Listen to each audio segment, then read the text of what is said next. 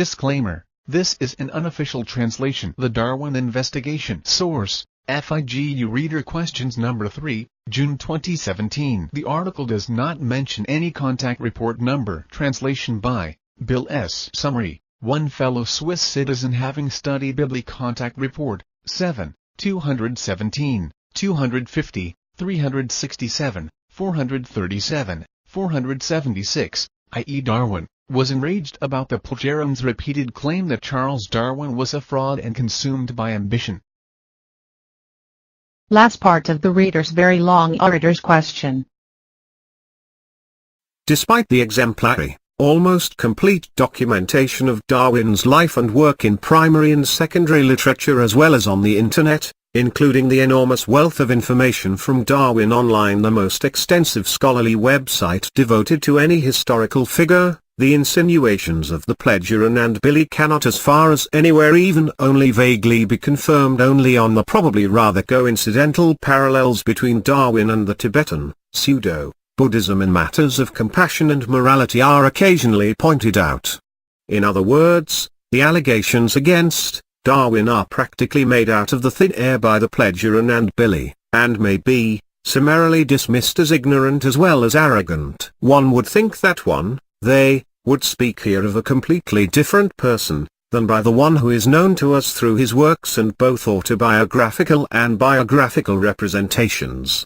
In the face of this blatant contradiction and the superficial accusations, it would be helpful, just for the sake of credibility, to judge Darwin in a more differentiated manner and to substantiate his alleged fraud, which seems to be unknown throughout biography at least somewhat credible way. If that were the case, then, when a little, stupid student found out about the deception and mobilized the professorship, which then exposed all the frauds, from the book, An Open Word, page 219, then this not just marginal, insignificant, scandal be accounted for somewhere in their terrestrial annals, but this is apparently not the case. Both yesterday and today a proven fraud of this magnitude could just not be hidden. It would be a found food on which the gnawing Darwin opponents would fall, an easy prey, for the Darwin opponents. Not even in the world of rampant conspiracy theories does this wild scandal story seems to be circulating.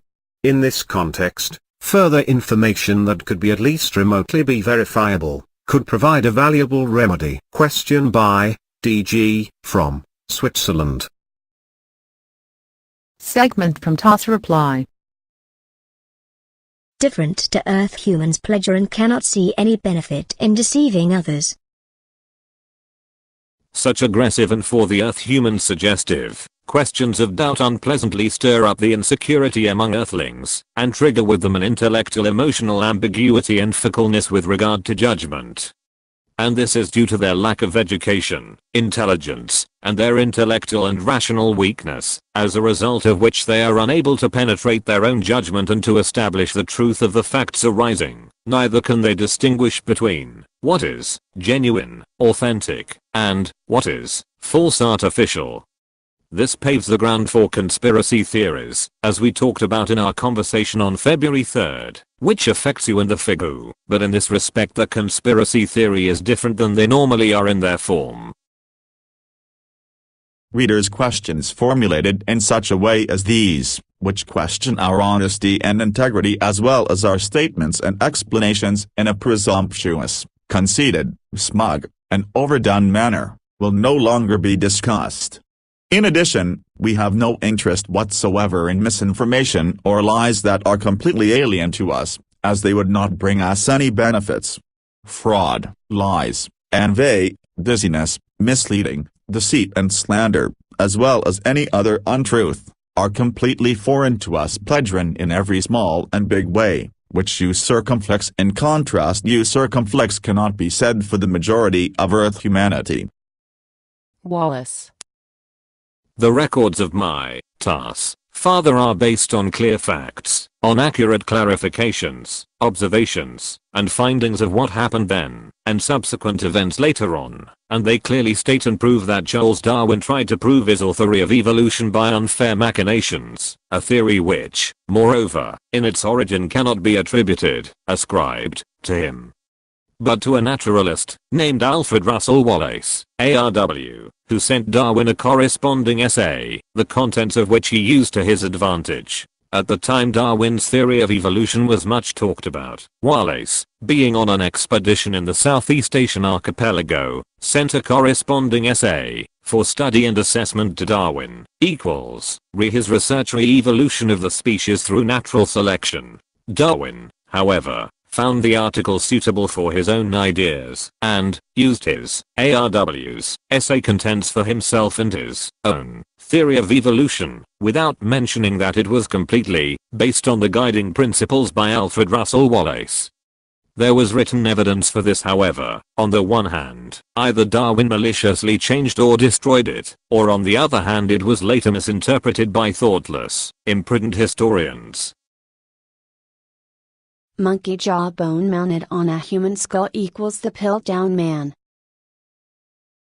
But this does not even in the face of evidence to the contrary matter to the Darwinists. They use fraudulent methods to cling on to their Darwin truth. And that Darwin fraudulently mounted a file to make it look right monkey jawbone on a human skull. This is an undeniable fact that can be proven, since at least this fake Darwin product was preserved until the mid-20th century, before it was recognized as a fraud, under the name Piltdown man. This is a human skull, in which Darwin had inserted monkey bones which were trimmed filed to look right. This human skull, only about 6 centuries old and forged by Darwin with cut to size to look right monkey bones, was as the missing link to prove Charles Darwin theory that human beings should descend from monkey beings. However, this skull was not the only forgery, because there were also various other bone elements that were changed by Darwin. Even finding the Piltdown skull was based on a scam which was set in motion by a man named Charles Dawson, which is why the skull was also called Dawson skull and Dawson man of the DN. Allegedly, so he tried to justify his fraud. He had found the alleged remnants of the early human race. Piltdown human in a gravel pit near the village of Piltdown near Oakfield in southeast England, according to from which the term Piltdown man originates. In truth, however, Dawson did not find the skull, but he himself had buried it there along with other pieces of Darwin D worked on bones that all were manipulated bones from Darwin estate, which he had acquired in exchange for paying William Erasmus Darwin, Charles D., firstborn son, a higher sum. Anxieties of son who knew of his father's fraud.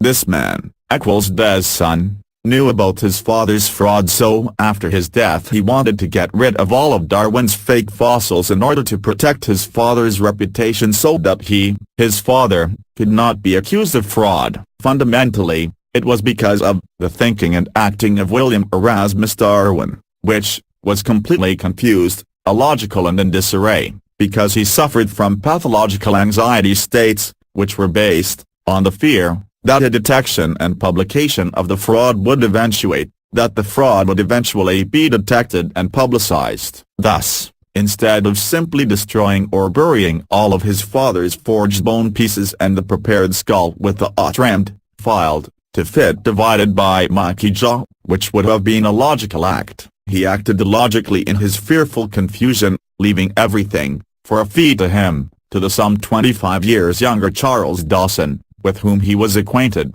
The trade between Darwin's son and Dawson was wisely kept secret, even with the clause that Dawson would never talk about the true origin of the skull and bones. Dawson adhered to this agreement, and never betrayed the secret of the true origin of the skull and bone parts, but profiled himself as of the same.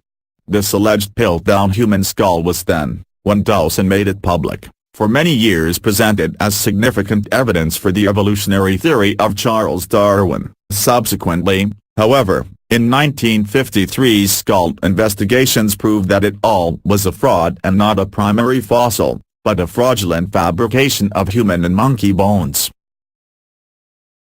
A belief, once it has established itself, is hard, if at all, to erase. A belief, once it has established itself, is hard, if at all, to erase.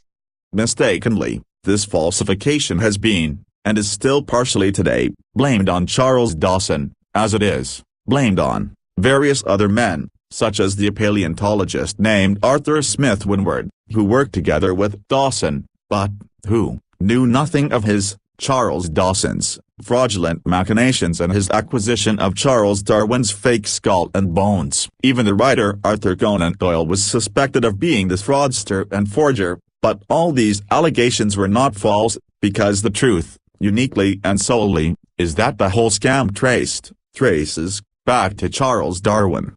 But this fact is vehemently doubted and disputed by clueless, naïve, Darwinists. As a consequence, the Darwinian deception will continue on, and Darwinism will also be maintained, because a faith, once it has arisen, can hardly, or is not at all or only very difficult to erase and correct through the true reality and effective truth. The fact is that it is easier one is easier able to believe than to think for oneself, to perceive reality in its factuality and to recognize the effective truth in it, to consider it and to comprehend it through understanding and reason.